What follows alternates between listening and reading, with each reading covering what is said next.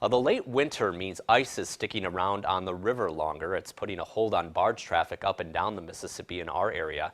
News 8's Carrie Vick joins us now with how the delay impacts both businesses and consumers. Well, the prolonged winter and thick ice means companies who usually ship their products by barge are having to find different ways to transport their material. It's a change that ultimately means higher prices for consumers.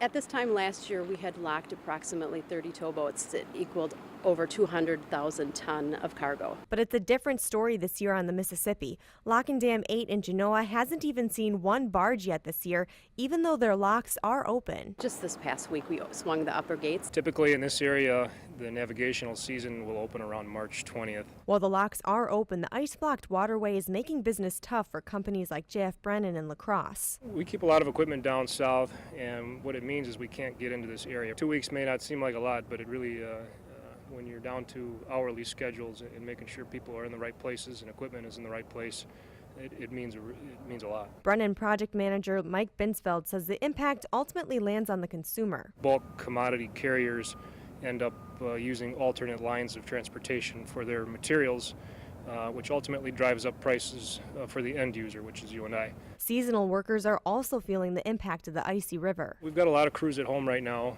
that work in this area that are waiting for the call to come back to work. And as soon as the ice melts, the locks will be ready. We are open for navigation, and the industry, it's up to them to decide when they want to make that first trip through the ice.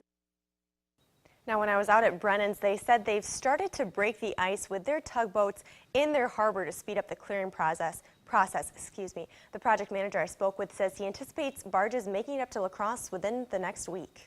All right, thanks a lot, Carrie. All the lock and dams up to St. Paul are open. The lockmaster at Lock and Dam 8 says it's all up to when companies are ready to take on the ice still on the river. She says the first barge of the season is on its way towards La Crosse.